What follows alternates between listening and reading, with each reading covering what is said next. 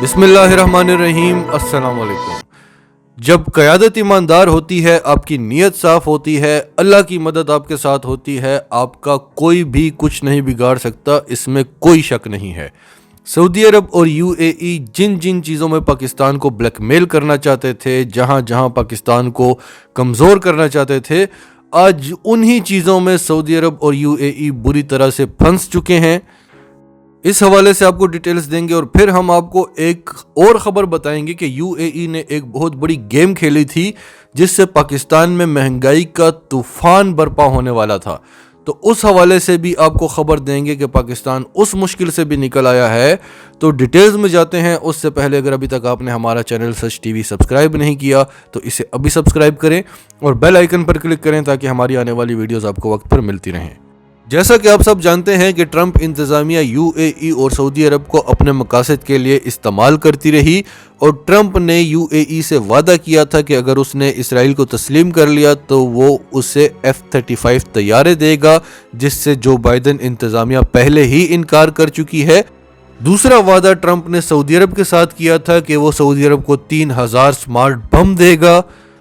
तो जो बाइडन इंतज़ामिया ने इस मुआहदे से भी इनकार कर लिया है और ये कहा है कि अगर ये बम हमने आपको दिए तो हम जानते हैं कि ये बम यमन के ख़िलाफ़ इस्तेमाल होंगे और ये इंसानी हकूक़ की खिलाफ वर्जी होगी। अब अमेरिका तो सारी दुनिया को अपना असलहा बेचता है और उसके बदले वो अपनी शराइत भी मनवाता है, लेकिन जो खबर है वो हम आपको इटली की दे रहे हैं। इटली से दो बड़े मुमालिक जो इटली से असलहा ख़रीदते हैं वो हैं सऊदी अरब और यूएई, और इटली की मईशत इस चीज़ पर काफ़ी डिपेंड करती है। तो यमन जंग के हवाले से इटली ने सऊदी अरब और यूएई पर असलहे की फ़रोख्त पर पाबंदी लगा दी है। ये बहुत बड़ी खबर है। यूएई और सऊदी अरब की इटली के साथ एक डील हुई थी जिसमें इटली ने सऊदी अरब और यूएई को मिसाइल देने थे, और एक और डील थी जिसमें 12,700 बम देने थे और 20,000 मिसाइल देने थे, और इन 20,000 मिसाइलों की मालियत थी 40 करोड़ यूरो। इटली ने यह डील मनसूख कर दी है, इनकार कर दिया है कि हम आपको ये मिसाइल नहीं देंगे। और सिर्फ यही नहीं, इटली ने सऊदी अरब और यूएई पर असलहे की फ़रोख्त पर पाबंदी लगा दी है। और इटली कहता है कि हम जानते हैं कि अगर हमने ये असलहा बेचा तो उसकी जो रकम मिलेगी उससे इटली में खुशहाली आएगी, और अगर हमने ये डील मनसूख कर दी तो हमें मुश्किलात का सामना करना पड़ेगा, क्योंकि वो 10 बड़े मुमालिक जो इटली से असलहा ख़रीदते हैं उनमें सबसे बड़े जो 2 मुमालिक हैं वो हैं सऊदी अरब और यूएई। तो अगर इन पर ही असलहे पर फ़रोख्त पर पाबंदी लग जाए तो इटली की मईशत को काफ़ी नुकसान होगा। लेकिन हम दुनिया को एक पैगाम देना चाहते हैं कि हम इंसानियत के दुश्मन नहीं हैं, हम इंसानियत का भला चाहते हैं, और हम जानते हैं कि हम जो असलहा बेचेंगे वो यमन में इस्तेमाल होगा, इंसानियत के ख़िलाफ़ इस्तेमाल होगा, और यमन के जो लोग हैं वो बेकसूर हैं। ऐसे में इसराइल कहता है कि यूएई को परेशान होने की ज़रूरत नहीं है।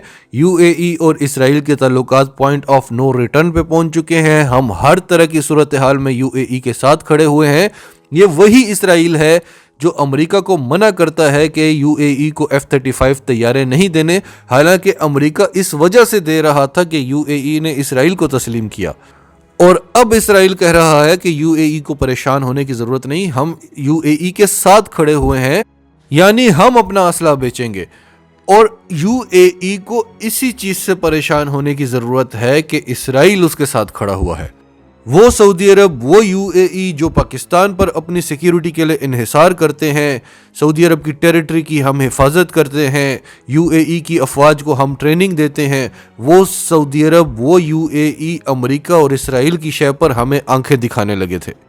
अब आते हैं अगली खबर पर।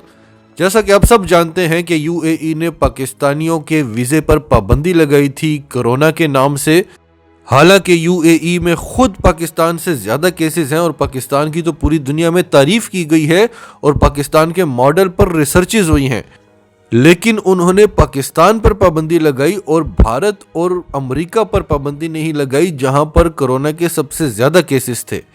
तो वो यूएई जिसने पाकिस्तान पर वबा की आड़ में पाबंदियां लगाई थी, اس UAE پر دنیا کے کئی اہم ممالک اب پابندیاں لگا رہے ہیں۔ برطانیہ میں، فلپائنز میں، ڈنمارک میں دبئی کی ڈائریکٹ فلائٹس پر، دبئی کی ٹریول پر پابندیاں لگ چکی ہیں، اور یہاں تک کہ اس کا جو قریب ترین اتحادی ہے اسرائیل نے کہا ہے کہ ہمارے ہاں ہزاروں کیسز ہو گئے ہیں اور یہ سارے کیسز دبئی سے آ رہے ہیں۔ اور برطانیہ اور ڈنمارک، سب سے پہلے ڈنمارک نے دبئی کی جتنی بھی ڈائریکٹ فلائٹس تھی ان پر پابندی لگا دی، جس پہ UAE نے کافی احتجاج بھی کیا تھا۔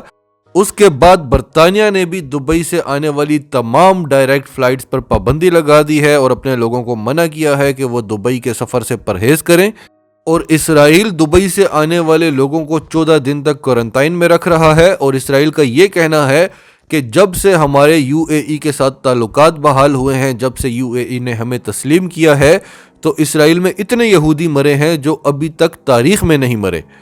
اب اگلی جو 2 خبریں ہم آپ کو بتانے جا رہے ہیں وہ انتہائی اہم ہیں۔ سعودی عرب اور UAE کے ساتھ جو پاکستان کے تعلقات تھے، وہ پاکستان کی سیکیورٹی پر انحصار کرتے تھے، پاکستان کی طاقت پر انحصار کرتے تھے، اور پاکستان ان کے تیل پر اور ان کی مالی امداد پر انحصار کرتا تھا۔ اور دوسری بات، جو پاکستانی ورکرز وہاں پر کام کر رہے ہیں، تو یہ مشکلات بھی اللہ تعالیٰ نے پاکستان کی حل کر دی ہیں۔ تو پہلے ہم تیل کے حوالے سے بات کرتے ہیں۔ جیسا کہ آپ سب جانتے ہیں کہ سعودی عرب کے ساتھ پاکستان کی جو ڈیل ہوئی تھی، ایک تو پاکستان کو قرض دیا تھا، وہ قرض بھی نہیں تھا، پاکستان کے اسٹیٹ بینک میں سعودی عرب نے پیسے رکھوائے تھے تاکہ پاکستان کو دیوالیہ ہونے سے بچایا جا سکے، اور اس پر سعودی عرب پاکستان سے سود بھی لے رہا تھا۔ اس پر سعودی عرب نے پاکستان کو بلیک میل کرنا شروع کیا، تو الحمدللہ پاکستان وہ پیسے واپس کر چکا ہے۔ لیکن اس کے بعد بھی سعودی عرب کو ایک امید تھی کہ پاکستان گھٹنوں پر آئے گا اور سعودی عرب کی منت سماجت کرے گا کہ ہماری تیل کی ضروریات پوری کر دو، کیونکہ پاکستان کے ساتھ سعودی عرب کی جو ڈیل ہوئی تھی 3 سال تک ادھار تیل دینے کی، اس سے بھی سعودی عرب پیچھے ہٹ گیا تھا۔ تو اس حوالے سے آذربائیجان پاکستان کی مدد کے لیے آ گیا ہے، اور آذربائیجان کی جو سرکاری آئل کمپنی ہے اس نے اعلان کیا ہے کہ آذربائیجان کی حکومت نے یہ فیصلہ کیا ہے کہ پاکستان کی تیل اور گیس کی ضروریات کو پورا کیا جائے۔ جتنا تیل، جتنی گیس پاکستان کو چاہیے ہوگی وہ آذربائیجان فراہم کرے گا، اور لانگ ٹرم پر ادھار کی بنیاد پر فراہم کرے گا، اور یہ ایک تجارتی معاہدہ ہوگا۔ پاکستان کو فیور دی جائے گی، لیکن پاکستان پر اس کے بدلے میں کسی قسم کا دباؤ نہیں ڈالا جائے گا۔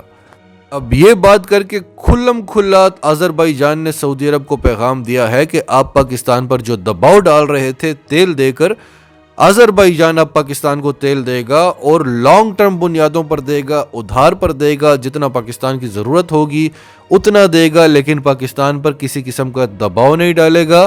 پاکستان اپنی معیشت کو ٹھیک کرے، آذربائیجان کا کہنا ہے، اور جب اس کی معیشت ٹھیک ہو جائے تو وہ آذربائیجان کو اس کے تیل کے پیسے ادا کر دے گا۔ تو تیل کا مسئلہ تو پاکستان کا حل ہو گیا۔ دوسری بات، پاکستان نے LPG گیس برآمد کرنی تھی، اور اس کے لیے UAE کی ایک کمپنی نے بٹ کیا تھا سب سے کم رقم میں۔ پاکستان نے ان کو یہ آرڈر دے دیا تھا، اور اب جب گیس کی فراہمی کا وقت آیا ہے تو وہ کمپنی اپنے معاہدے سے پیچھے ہٹ گئی ہے اور پاکستان کو گیس دینے سے انکار کر دیا ہے۔